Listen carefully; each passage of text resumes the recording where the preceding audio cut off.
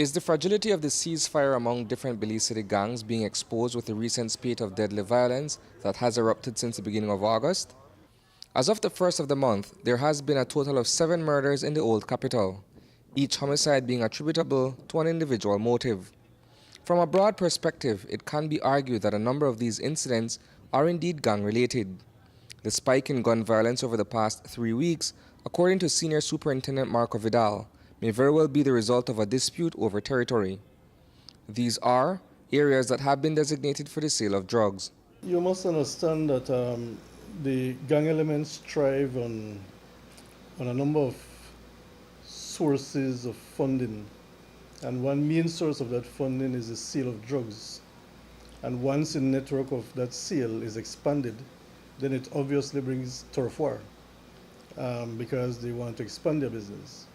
So to a large extent, this is what we're seeing. And this is what, in fact, we anticipated would happen. Because as of, you would notice also that for the past month and a half, we have been targeting these persons for the sale of drugs.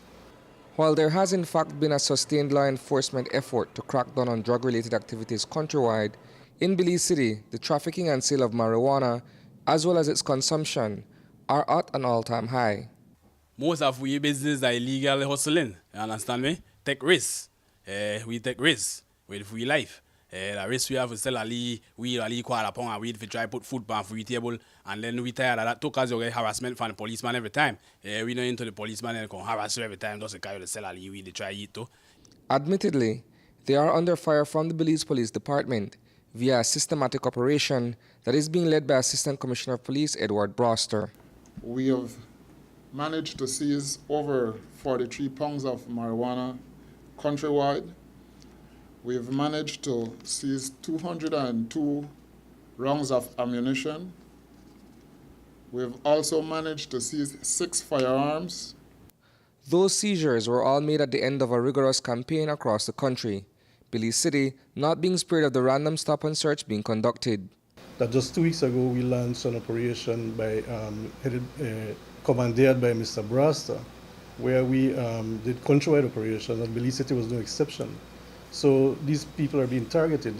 We are targeting the elements within Belize City, and we're targeting their suppliers from our district. So that's the reason why a countrywide operation was done. Can it be that while there is a mutual agreement among the respective groups to keep the peace, there is friction building up over the lucrative drug trade? If there were peace, then there would be no reason for that not to be peace today. But obviously there was none. What was happening is that these elements thought that they could expand certain activities once they are not committing murders.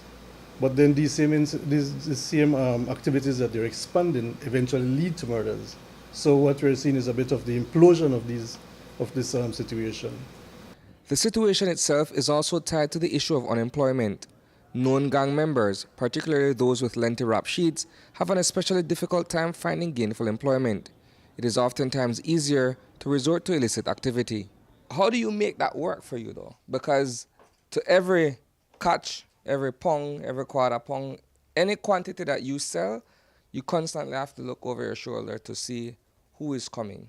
Either somebody might want to rob you for your product, or somebody might snitch and tell the police where you have your stuff and they come and arrest you. How do you balance that kind of occupational hazard, as you would call it? Well, you just can't get a lot of things wrong. You understand me? You can leave 2-3 bags to sell. If the policeman come arrest you, you don't get a lot of things for you. You could just dash that down there. If they find that, they know that. One lead bag, not too much. You can't charge off no trafficking once and not 62 grams. Regrettably, the chances of the truce actually becoming a success seem caught up in the marijuana industry. Reporting for News 5, I am Isani Cayetano.